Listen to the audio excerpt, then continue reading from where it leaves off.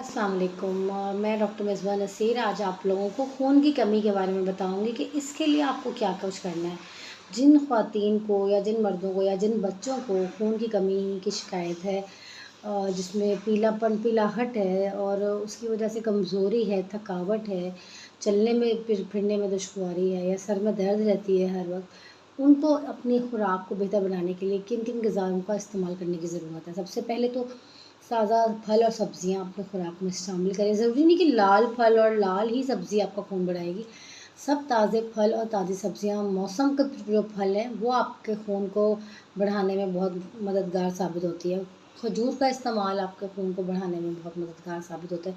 कलेजी और different organs, उन लोगों को जिनको ब्लड प्रेशर हो उनको नहीं, लेकिन बाकी लोगों को ये चीज़ बहुत कारगर साबित होती है।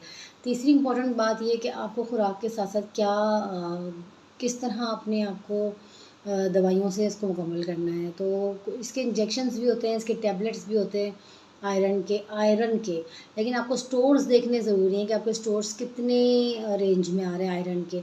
जब आपको स्टोर्स का मालूम हो जाए कि आपके स्टोर्स वाक़ई डेफ़िशिएंट हैं, वाक़ई उसमें उसकी रेंज कम है, तो फिर आप अपने डॉक्टर से आयरन की जो कैप्सूल्स हैं वो लिखवाएँ और उन कैप्सूल्स को किस मिक़दार में कितने दिन तक लेना है ये कैलकुलेट करवाएँ, ताकि आपका टारगेट एचबी अचीव हो सके और आपके आयरन स्टोर्स रिप्लेनिश हो सकें।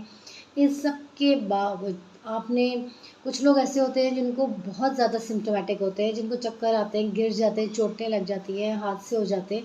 तो उन लोगों के लिए, उन बच्चों के लिए विनोफर का जो है ना इंजेक्शन बहुत फ़ास्ट रिकवरी, क्विक रिकवरी के लिए है कि वो आपका एचपी जो है ना फ़ौरन बिल्टअप कर लेता है। उसको विनोफर के लिए आपने क्या करना है कि विनोफर के लिए कुछ ख़ास आपको नहीं, टेस्ट डोज़ लेनी होती है, वेट के हिसाब से कैलकुलेट करके आपने विनोफर लगवा लेनी है। विनोफर की जो डोज़ है वो आपके वेट के हिसाब से और टारगेट एचपी के हिसाब से जो आपने अचीव करना है उसके हिसाब से विनोफर लगते हैं।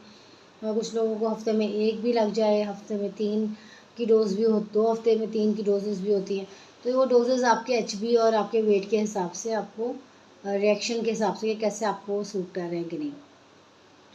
विनोफर के अलावा और क्या इंट्रावास्कुलर भी होते हैं, इंट्रामस्कुलर भी होते हैं, दोनों होते हैं, आईवी भी होते हैं, आईएम भी होते हैं, जो आपको कंफर्टेबल लगे आप वो लगवा सकती हैं।